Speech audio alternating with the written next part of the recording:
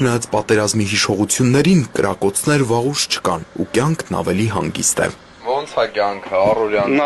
Նայ։ Չժոգեցիր։ Ահա, դե այդքանը հերիք հա։ Ռեժիմ կրակոց չկա,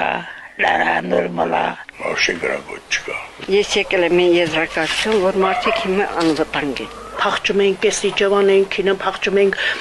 հերու բարեկամի տուն ենք քինում։ Հիմա աստուն փառք ապրում ենք, ինչ ալը։ Տեսնում ենք դրոշները, ժողովուրդը, մեր սահմանապազորքերը,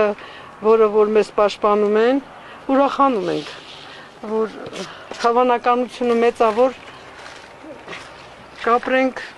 կապրենք խաղաղ։ Ուզենք, որ Սարիգյուղն լինի սահմանազատեն, մեր սահմանները մենք իմանանք, մենք գիտենք,